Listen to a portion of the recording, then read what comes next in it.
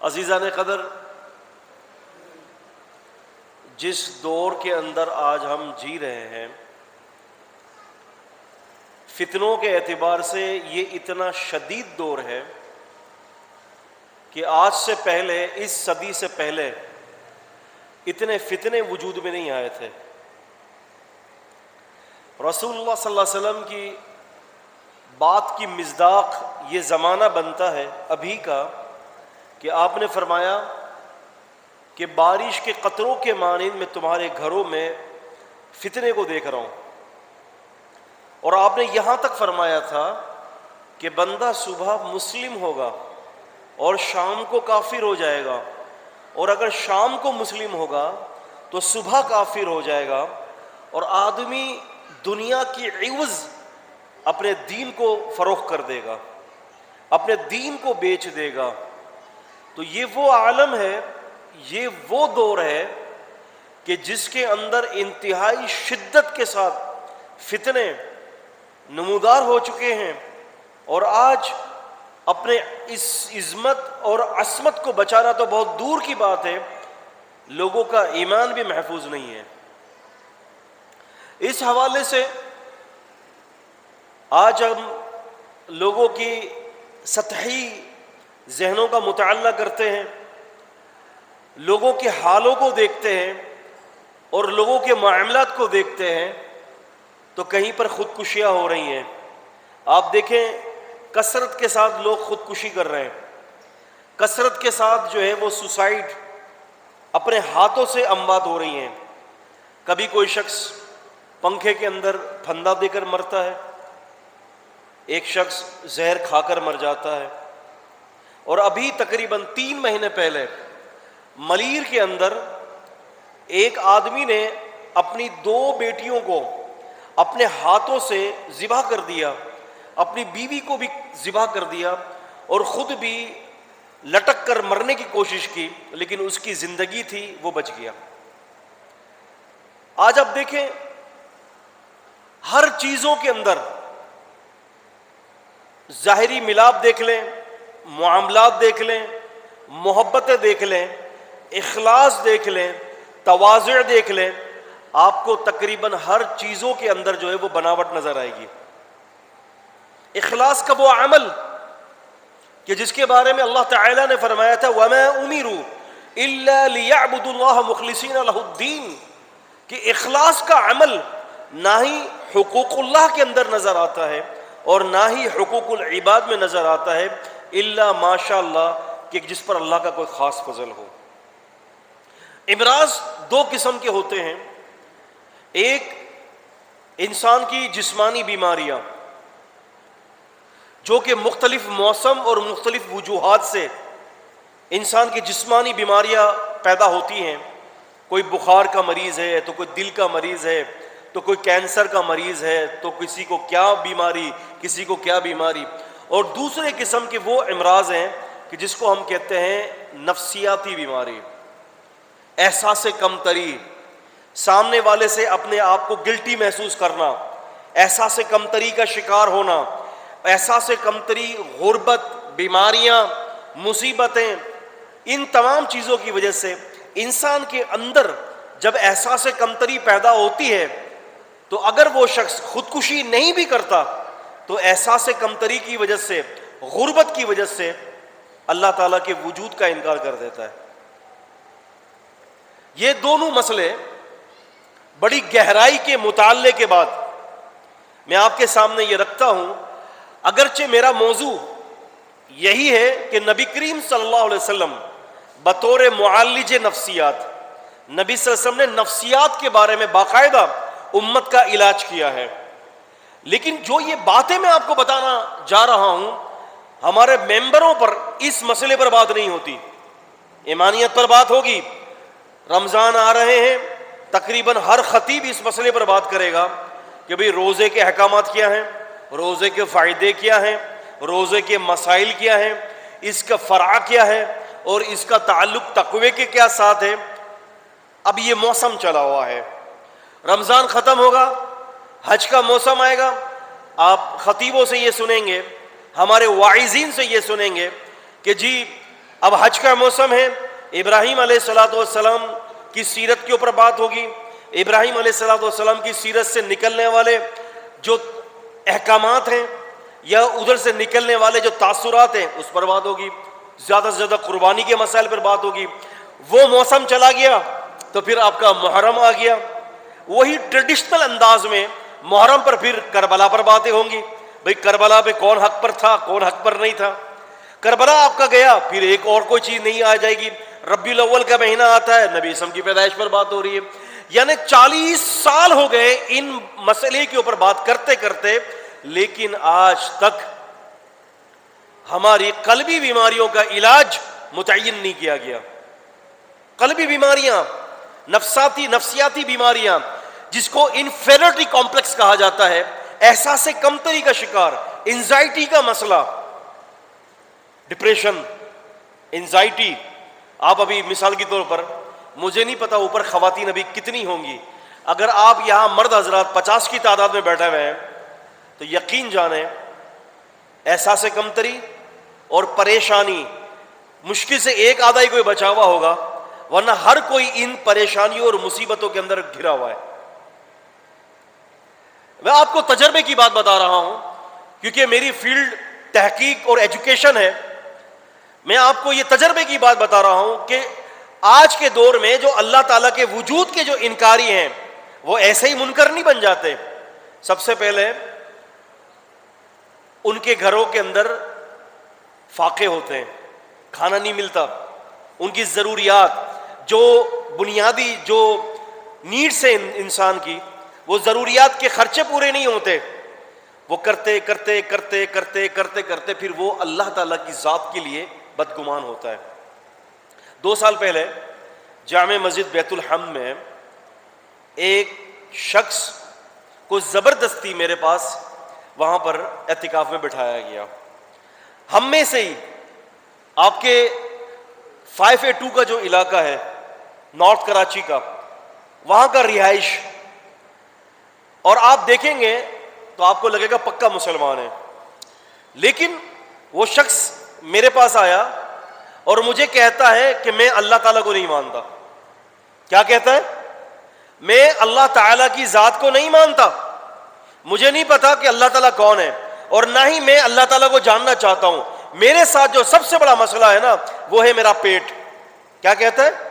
وہ ہے میرا پیٹ، مجھے 2 وقت کی روٹی سکون سے نہیں ملتی گھر کے اندر، میں اس کی وجہ سے فاقے کرتا ہوں، میرے بچے فاقے کرتے ہیں، اور مجھے نہیں پتا کہ اللہ تعالیٰ ہے کہ نہیں ہے۔ میرے خیال سے تو وہ نہیں ہے، اگر وہ ہوتا تو میں نے اللہ کا کیا بگاڑا ہے جو 4 سال سے وہ مجھے رزق نہیں دے رہا۔ آپ سمجھ رہے ہیں یہ مسئلہ؟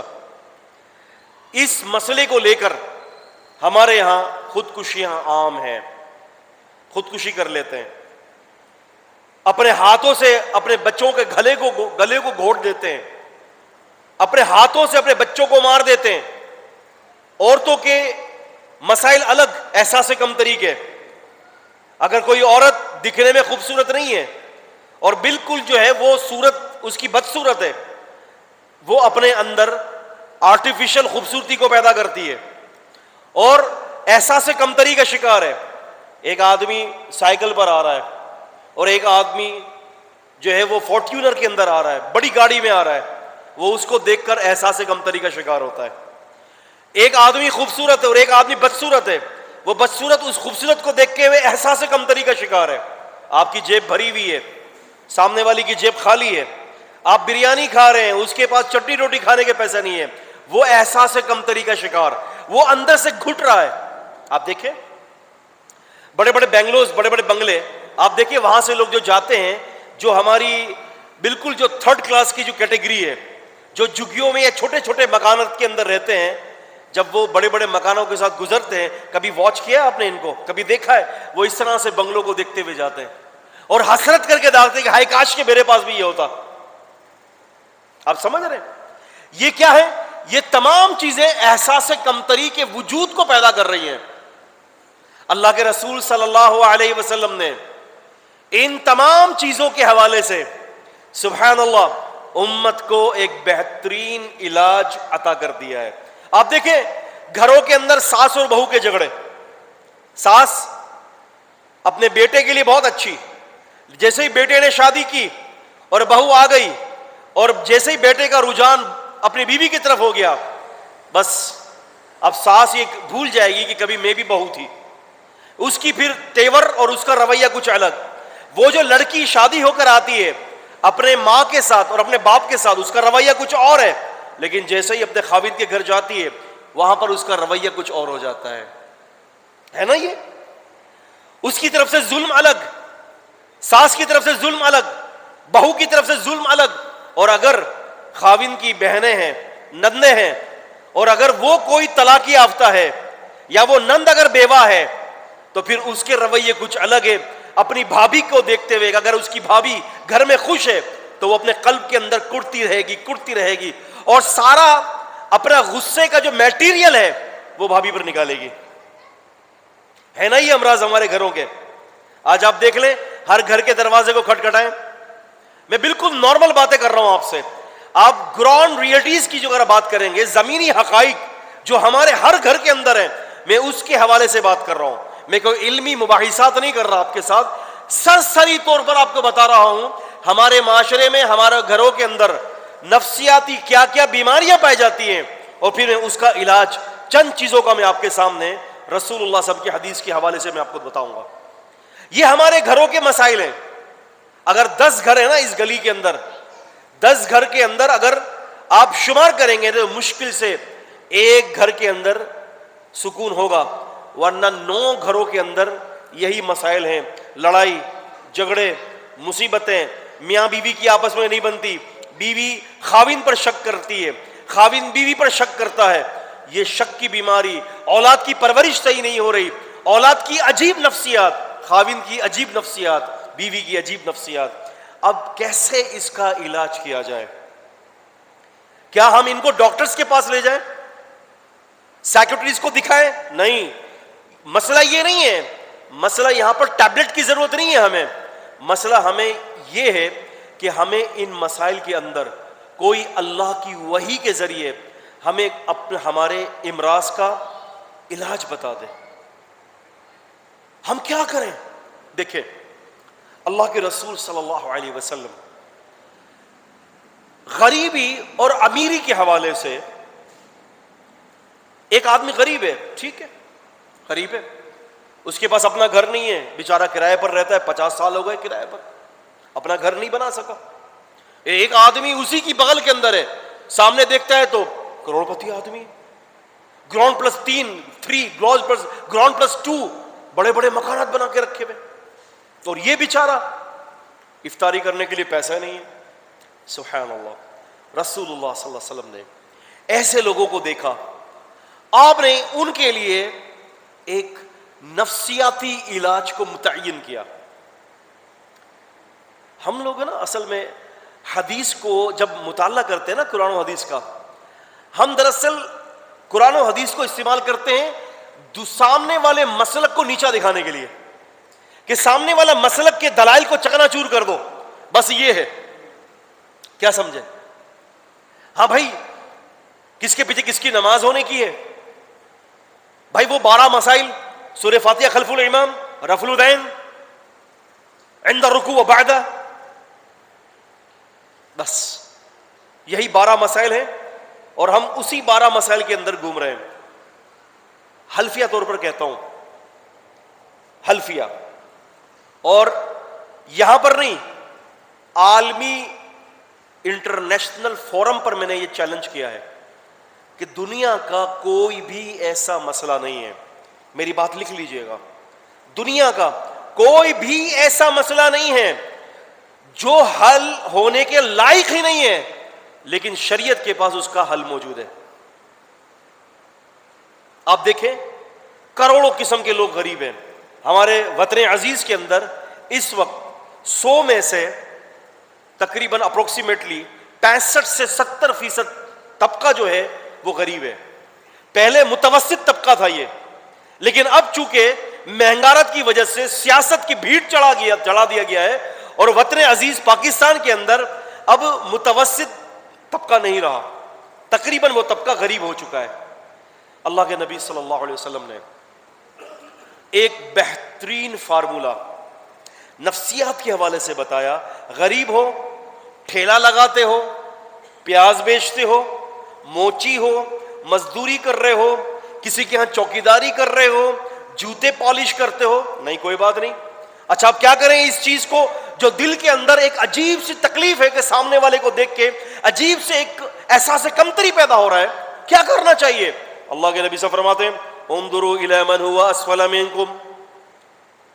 آپ نے فرمایا کہ دیکھو تم ایک کام کر لو, تم اس حوالے سے اپنے سے اوپر مت دیکھو, اپنے سے نیچے دیکھ لو. انظروا الی من هو اسفل منکم, اوپر مت دیکھنا. تم یہ دیکھ رہے ہو نا کہ ساتھ والا بغل میں جو ہے کروڑ پتی آدمی ہے. اللہ کے نبی نے فرمایا مسائل کا حل یہ ہے, سولوشن یہ ہے, تمہاری پرابلمز کا علاج یہ ہے, اس کی طرف مت دیکھو, بائیں طرف دیکھ لو. تمہارے پاس تو RCC چھت کا مکان ہے کرائے پر, وہ جھگی میں رہ رہا ہے, ذرا جھگی والے کی طرف دیکھ لو تو تمہیں آٹومیٹکلی تسلی آ جائے گی. آپ نے فرمایا اپنے سے نیچے دیکھو. اب جتنے بھی انزائٹی کے مریض ہیں جو مال اور دولت کو لے کر احساس کمتری کے اندر مبتلا ہے, اللہ کے رسول صلی اللہ علیہ وسلم نے یہ تعلیم دی کہ بھائی تم عادت ڈال دو کہ تم اپنے سے اوپر دیکھنا چھوڑ دو. اپنے سے اوپر دیکھو گے, نبی صلی اللہ علیہ وسلم فرماتے ہیں ناشکری پیدا ہو جائے گی, اور اپنے سے نیچے دیکھو گے شکر گزاری پیدا ہوگی. آپ سائیکل پر آ رہے ہیں اور ایک وہ بندہ ہے کہ جس کے دونوں ہاتھ نہیں ہیں, ایک ٹانگ کٹی ہوئی ہے, اور وہ بیچارہ لنگڑاتا ہوا زمین پر رینگتے ہوئے آ رہا ہے. اب آپ جب اس کو دیکھو گے, ایمانداری سے بتائیے سائیکل آپ کے لیے نعمت شمار ہوگی کہ نہیں ہوگی؟ بتائیے. ایک دفعہ مسند احمد کے اندر حدیث ہے, رسول اللہ صلی اللہ علیہ وسلم بازار گئے.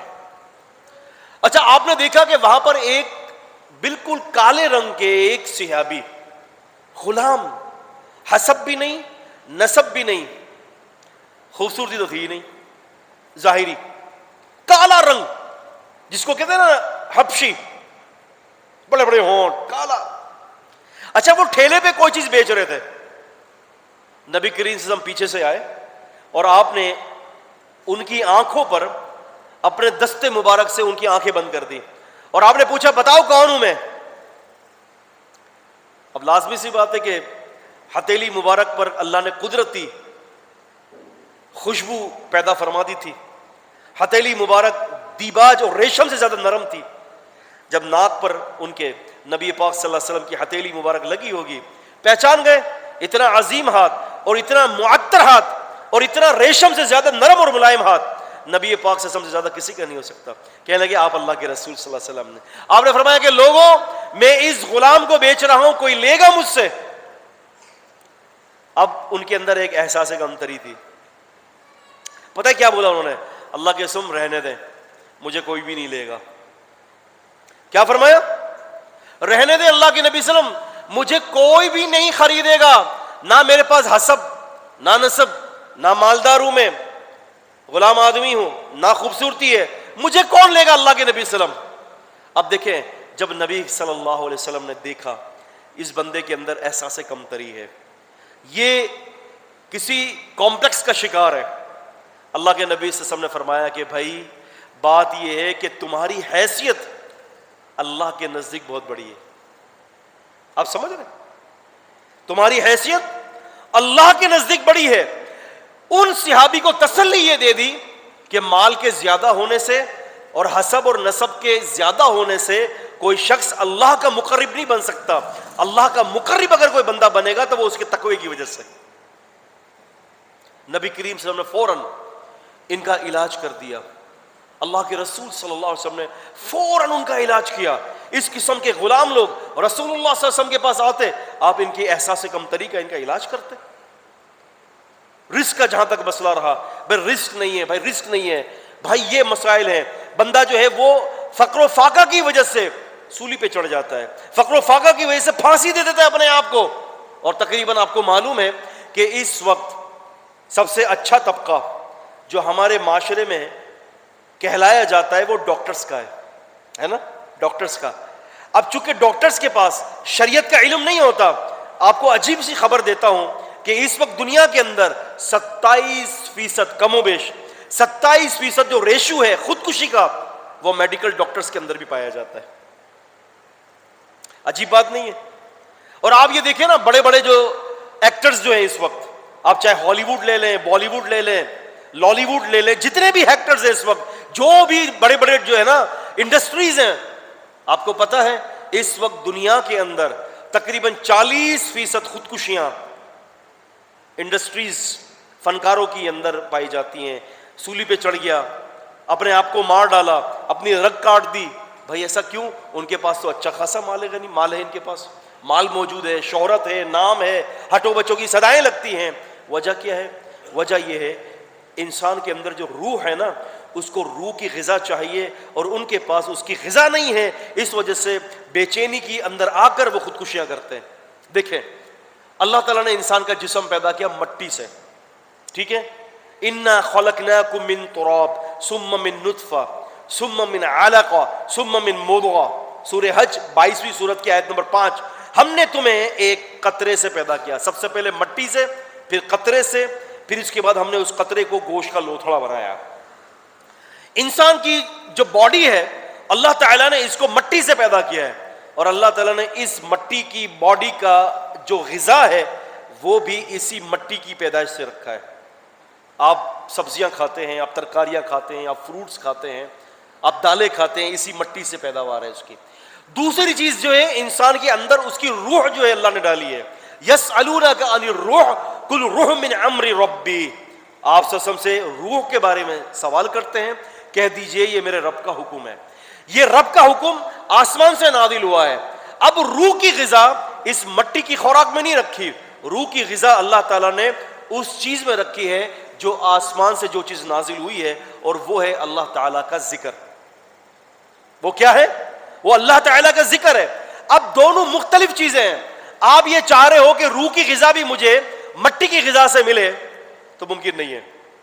اس وقت جو کروڑوں پتی آدمی جو بلین اور ٹریلین کے مالک ہیں، وہ کیا ہے؟ اللہ کی عبادت سے دور ہیں، لیکن قلب کے اندر بے چینی ہوتی ہے، پریشانی، بے چینی، مصیبتیں. عزیزان قدر، اللہ کے رسول صلی اللہ علیہ وسلم نے اس چیز کا علاج ہمیں بتایا کہ تم کیا کرو کہ اگر تم غریب ہو، ایک چیز تمہارے پاس نہیں ہے، ایک چیز سامنے والے کے پاس ہے، اس کا بہترین حل یہ ہے کہ اگر تم یہ چاہتے ہو کہ وہ چیز اللہ تمہیں نصیب کر لے، تو ایک تو یہ کام کرو کہ اوپر کی طرف دیکھنا چھوڑ دو، اور دوسرا کام یہ کرو کہ جو نعمت اللہ نے تمہیں عطا کی ہے اس پر شکر گزاری کر لو. اللہ تعالیٰ تمہیں اس سے بہتر وہ نعمت عطا کر دے گا. شکر گزاری. لئن شکرتم لأزیدنکم، اگر شکر کرو گے تو بہت زیادہ ضرور دوں گا. لام کے اوپر زبر اور نون مشددہ ہے. عربی کے اندر یہ دونوں چیزیں تاکید کے لیے استعمال ہوتی ہیں، یعنی اللہ تعالیٰ تمہیں ضرور بہت کچھ عطا کر دیں گے. تم آج غریب ہو، اللہ تعالیٰ تمہاری کل تقدیر کو پھیر دیں گے، لیکن اس کا طریقہ کیا ہے کہ تم نیچے دیکھو گے تو تمہارے اندر شکر گزاری پیدا ہوگی. اللہ کے رسول صلی اللہ علیہ وسلم کے دور میں آپ نے لوگوں کی، خواتین کی ایسی احساس کمتری کی تعمیر کی. سبحان اللہ. آج آپ دیکھیں نا، آج ہمارے یہاں شادی ہوتی ہے، ہمارے یہاں لڑکیاں جو ہوتی ہیں جو معمولی شکل کی ہوتی ہیں، وہ کیا کرتی ہیں؟ شادی سے پہلے پارلر میں جا کر 10 ہزار روپے کا میک اپ کرتی ہیں. ایسا ہی ہے؟ اچھا بال اگر چھوٹے ہیں جوڑا لگاتی ہیں. ایسا ہی بالوں میں جوڑا. پارلر سے 10 15 20 ہزار روپے کا make up. Party make up الگ، منگنی میک اپ الگ، مختلف قسم کے میک اپ. کیوں؟ ان کے دل کے اندر یہ بات، احساس کی کمتری موجود ہے کہ یار اگر میں میک اپ کر کے خوبصورت بن کر نہیں جاؤں گی تو میرے رشتے نہیں آنے کے. ہے ایسا؟ اسی لیے ہو رہا ہے نا یہ. میں پوری محفل کے جو ہے نا مرکز نگاہ بننا چاہتی ہوں، اس لیے جتنا زیادہ مہنگا میک اپ کر کے جاؤں گی اور جتنا اچھا میک اپ کروں گی لوگ مجھے دیکھیں گے. یہ احساس کمتری ہے. ایک دفعہ عبداللہ بن مسعود رضی اللہ تعالیٰ عنہ نے خطبہ دیا اور کہتے ہیں کہ میں کیوں نہ اس عورت پر لعنت کروں جس پر اللہ کے رسول صلی اللہ علیہ وسلم نے لعنت کی، اور یہ لعنت اللہ کی کتاب کے اندر موجود ہے. کیا فرمایا؟ میں کیوں اس عورت پر لعنت نہ کروں کہ جس عورت پر لعنت اللہ تعالیٰ نے اپنی کتاب میں کی ہے. کون سی وہ عورت ہے؟ وہ عورت جو بالوں کا جوڑا لگاتی ہے. کیا کرتی ہے؟ آرٹیفیشل خوبصورتی کے لیے. بال چھوٹے چھوٹے ہیں لیکن کیا کرتی ہے؟ بالوں کا جوڑا لگا کر اس کو گھٹنوں سے نیچے لے آتی ہے تاکہ لوگوں کے آنکھوں میں یہ دھول جھونکے کہ میں کتنی خوبصورت ہوں. اس دور کے اندر دانتوں کو پتلا کر کے اس کے اندر گیپ دے کر گیپ دیا جاتا تھا. اس دور کے اندر اس عورت کے دانتوں کے جب یہ کیفیت ہوتی تو اس کو خوبصورت مانا جاتا تھا. اللہ کے نبی فرماتے ہیں کہ جو یہ عورت دانتوں کو باریک کرواتی ہے, اس کے اندر خلا کرواتی ہے, اس پر اللہ کی لعنت ہے. آپ نے فرمایا جو اپنے چہروں کے بالوں کو تراشے اس پر اللہ کی لعنت. چہرے کے بال کون سے؟ یہ آئی بروز. آپ کو پتا ہے کسی بھی پارلر کے اندر خاتون جائے گی, آئی برو بنانا کمپلسری ہے نا, آئی برو ضرور بنیں گے. اللہ کے نبی صلی اللہ علیہ وسلم نے لعنت کی ہے. عبداللہ بن مسعود نے فرمایا کہ ان عورتوں پر اللہ کی لعنت ہے. ایک عورت آئی, وَيُقَالَ لَهَا أُمِّ يَعْقُوب, اس کو ام یعقوب کہا جاتا تھا. وہ عورت کہتی ہے کہ میں نے پورا قرآن پڑھا ہے لیکن آپ کہہ رہے ہیں کہ یہ وعید اللہ کی کتاب کے اندر موجود ہے. عبداللہ بن مسعود نے فرمایا کہ جاؤ قرآن دوبارہ پڑھ کر آؤ, تمہیں یہ وعید مل جائے گی کہاں پر ہے. وہ عورت قرآن پڑھ کر آتی ہے, دوبارہ آتی ہے, کہتی کہ میں وجدت, میں نے نہیں پایا. فرماتے جاؤ دوبارہ پڑھو. 3 دفعہ قرآن پڑھ کر آتی ہے. آپ اس دور کی خواتین کے اندر مطالعے کا شوق دیکھیں کہ ایک مسئلے کے لیے اتنی ضخیم کتاب 3 مرتبہ پڑھ لی, سورہ فاتحہ سے لے کر سورۃ الناس تک. کہتی ہے کہ میں نے نہیں پایا. پھر عبداللہ بن مسعود نے فرمایا کیا تم نے قرآن کی یہ آیت پڑھی ہے؟ سورہ حشر 59 سورت کی آیت نمبر 7, ما آتاکم الرسول فخذہ وما نہاکم عنہ فانتہوا, جو رسول دے تم اس کو لے لو اور جس چیز سے رسول روکے باز آ جاؤ. یہ آیت پڑھی ہے تم نے؟ کہا کہ بالکل میں نے پڑھی ہے. فرمایا کہ جب تم نے یہ آیت پڑھی ہے نا, یہی تو ہے جو رسول تمہیں دیتا ہے, لے لو. یہ جو باتیں میں نے بتائی ہیں یہ رسول نے دی ہیں ہمیں. آپ سمجھ رہے ہیں؟ اب اس کے اندر کیا ہے؟ عورت آرٹیفیشل خوبصورتی پیدا کرواتی ہے اپنے اندر. میں آپ کو ایک گڑ کی بات بتاتا چلوں, بڑی زبردست قسم کی. انسان کی جب روح خوبصورت ہوتی ہے نا تو اس کے چہرے پر اللہ تعالیٰ خود ہی کشش کو پیدا کر دیتا ہے. اس کی جب روح مطمئن ہوگی نا اس کے چہرے پہ خود بخود کشش پیدا ہو جائے گی. اور اگر مرد ہو کہ عورت ہو, اگر اس کا ایمان تقدیر پر ہے نا, تقدیر پر, اللہ تعالیٰ کی تقدیر پر ہے, قدر اللہ ما شاء فعل, تقدیر پر اگر اللہ تعالیٰ کا ایمان ہے تو کوئی بھی آرٹیفیشل بیوٹی اپنائے گی نہیں خاتون. نہ کوئی مرد جو ہے وہ عارضی خوبصورتی کرے گا, بلکہ اس کو پتا ہے کہ میری قسمت میں اللہ نے اگر اچھا رشتہ رکھا ہے اللہ تعالیٰ مجھے عطا کر دیں گے. وہ کیا کرے گی؟ وہ کیا کرے گا؟ دونوں اللہ کی عبادت کے اندر اپنے وقت کو گزاریں گے اور اللہ سے مانگیں گے کہ یا اللہ خیر کا رشتہ میرے لیے عطا کر دے. جو کام کرنے کا ہے نا وہ کام نہیں کرتے. تعلق باللہ ہمارا اللہ سے ٹوٹا ہوا ہے, تعلق ٹوٹا ہوا ہے اور ہم آرٹیفیشل خوبصورتی کے ذریعے سارے معاملات کرواتے ہیں. ایک دفعہ ایسا ہوا, میں نے بتایا نا کہ یہ تو بڑا عام سا رواج ہے آرٹیفیشل خوبصورتی کو پیدا کرنا. میک اپ کر لیا, بال بڑے کر لیے, دانتوں کو پالش کروا لی. آپ سمجھ رہے ہیں؟ ایک خاتون نے ایسا ہی کام کر دیا, ایسا ہی کام کیا, اور اس کو کسی ایونٹ کے اندر کسی عورت نے پسند کر لیا اپنے بچے کے لیے. اس کو دیکھا, کوئی بھی ایونٹ تھا, یار یہ تو لڑکی بڑی اچھی لگتی ہے ماشاءاللہ, بیٹے کے لیے بہت اچھی ہے. رشتہ طے کر لیا. لیکن تھا کیا مسئلہ؟ مسئلہ یہ تھا کہ جو بال نظر آ رہے تھے وہ بال تھے نہیں, جو خوبصورتی دکھائی جا رہی تھی وہ خوبصورتی نہیں تھی.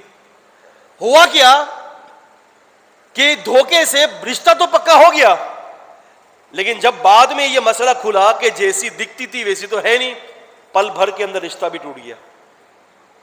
کیوں؟ آپ نے جو خوبصورتی کا جھوٹا لبادہ پہنا تھا وہ عارضی تھا. آپ سمجھ رہے؟ تو یہ مسائل ہمارے یہاں اکثر و بیشتر دیکھے جاتے ہیں. ایک آدمی کا عورت کے ساتھ نکاح ہوا, شادی سے پہلے دکھایا نہیں, تصویر دکھا دی بڑی خوبصورت لگ رہی ہے.